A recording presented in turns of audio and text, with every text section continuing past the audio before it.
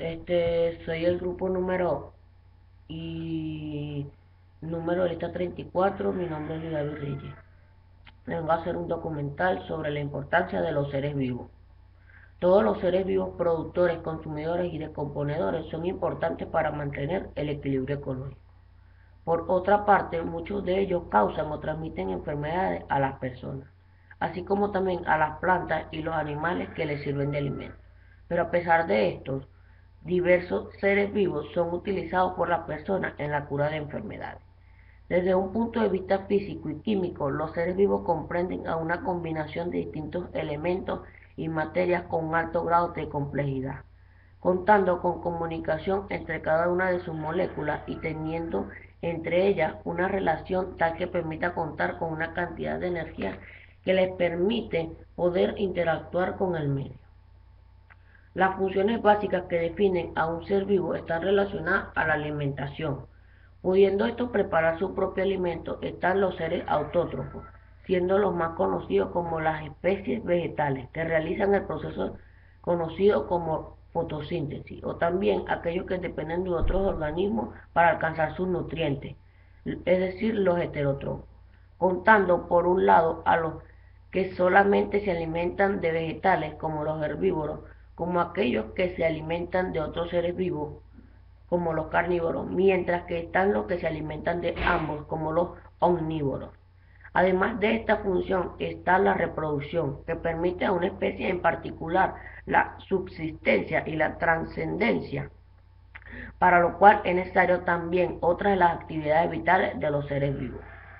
Esta consiste en la unión de otros para formar comunidades, la relación que le permite no solo interactuar con el medio para obtener mejores recursos, sino también actuar en un proceso de interacción biológica con otros sujetos de su misma especie, de su misma u otra especie. El equilibrio dado entre los distintos seres vivos en un entorno determinado es considerado como un ecosistema, teniendo injerencia en la cantidad de individuos de una especie, los recursos que estos poseen y también las condiciones de su hábitat natural. Entre los seres vivos podemos encontrar las bacterias y los cianofíceas. Desde un punto de vista ecológico, las bacterias heterótrofas junto con los hongos enriquecen los suelos y favorecen el desarrollo vegetal, pues descomponen la materia orgánica. Estos organismos también son utilizados para el tratamiento de las aguas residuales. De esta manera contribuyen con el reciclaje de los materiales del ambiente. Por otra parte, los cianofíceas están relacionados simbióticamente con los hongos y originan así los líquenes, cuya presencia es utilizada como indicador natural de ausencia de contaminación.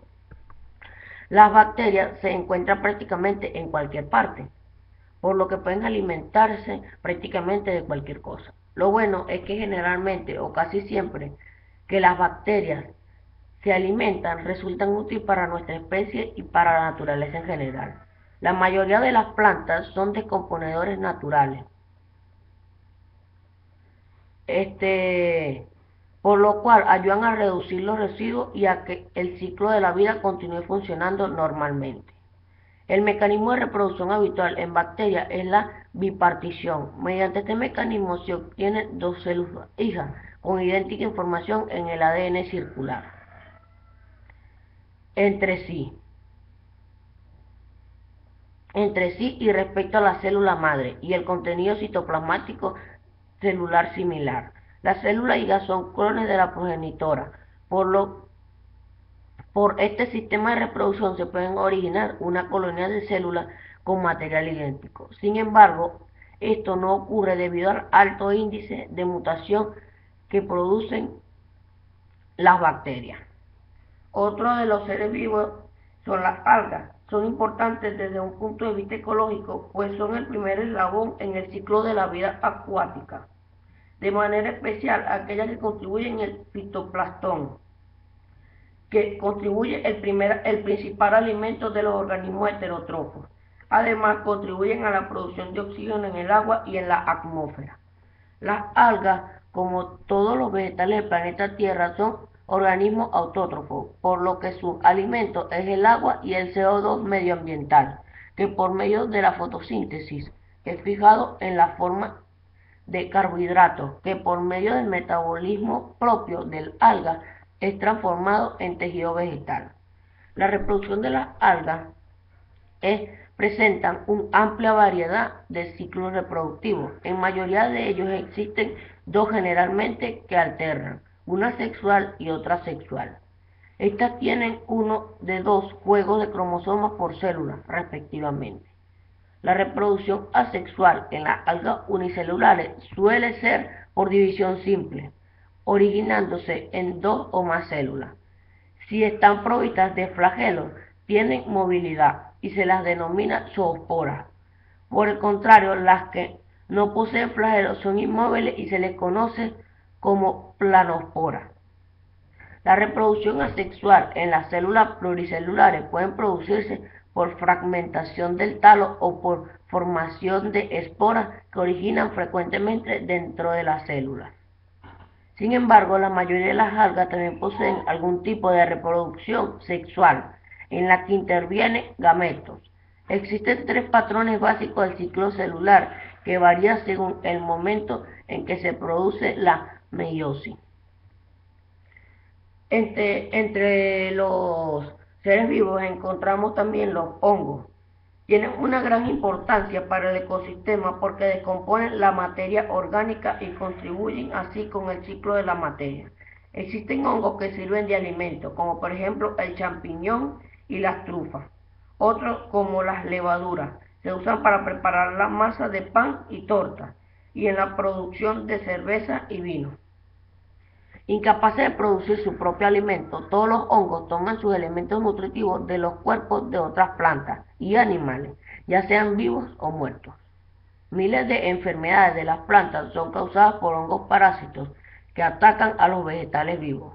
Una clase de hongo que es incluso predatorio enreda a los microscopios gusanos nematodos en una prolongación curva de sus hifas y absorbe sus tejidos. La reproducción de los hongos se divide en sexual y asexual. En la sexual, las hifas diploides resultantes de la unión de dos hifas haploides pueden dar lugar a esporas en una estructura tipo asca o tipo basidio. En la asexual, las hifas haploides pueden dar lugar por mitosis a una espora llamada conidio o conidioespora. También encontramos entre los seres vivos las plantas, que tienen una gran importancia ecológica, tanto para los seres humanos como para el resto de los seres vivos. Son fotosintéticas, es decir, producen alimento y oxígeno necesarios para que ellas mismas y para los organismos heterótrofos. Sin embargo, sería imposible mantener la vida en el planeta. El proceso de alimentación de las plantas se llama fotosíntesis. A partir de sustancias inorgánicas como la luz solar, el CO2 atmosférico y el H2O, los vegetales fabrican su propio alimento orgánico. Sus células poseen cloroplatos y clorofila para realizar este proceso. El tipo de nutrición de los vegetales es autótrofa, es decir, sintetizan sus propios alimentos orgánicos a expensas de materia inorgánica.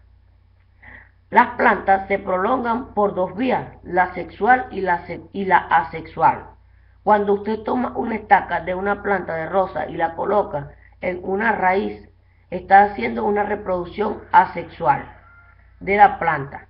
Y cuando usted agarra una semilla de mango y la siembra, está haciendo una reproducción sexual. Por último, podemos encontrar los animales.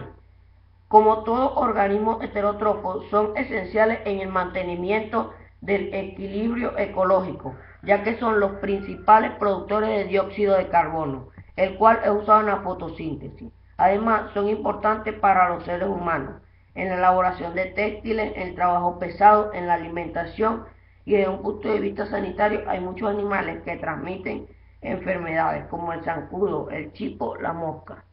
Según la forma de alimentarse, los animales se clasifican en animales carnívoros. Son aquellos que se alimentan de la carne de otros animales. Algunos animales carnívoros son el león, el leopardo, el tigre, la hiena, el lobo, el tiburón, entre otros. También encontramos los animales herbívoros. Son aquellos que comen hojas, frutas u otras partes de la planta. Algunos animales herbívoros son la vaca, el rinoceronte, la jirafa, el caballo, el conejo, la cebra. Animales omnívoros es otra clasificación. Son aquellos que comen alimentos de origen animal y vegetal. Son omnívoros el ser humano, el oso pardo, la gaviota, el perro, el cerdo, el avestruz, entre otros. Como lo hemos dicho anteriormente, los animales también tienen una reproducción asexual y sexual. En la sexual es más importante en invertebrados y se suele dar en animales primitivos, como los gusanos y los equinodermos. Solo se necesita la actuación de un único individuo y da lugar a animales que son iguales genéticamente al animal que les ha dado origen, por lo que su función no es la mejora de la genética, sino producir muchos descendientes lo antes posible. La reproducción sexual se da en todos los grupos de animales, aunque los invertebrados más primitivos pueden tener menos importancia que la reproducción asexual. Los gametos masculinos se llaman espermatozoides y se producen en los testículos, y los gametos femeninos se llaman óvulos y se producen en los ovarios. Para concluir con este documental, podemos decir que simplemente en la corteza terrestre no existiera nada físico, nada que se moviera o que pudiera realizar un trabajo. No habría una producción de nada, y ya que las plantas también son seres vivos y son las que producen oxígeno, no existiera en el planeta nada que viviera o que pudiera realizar alguna acción.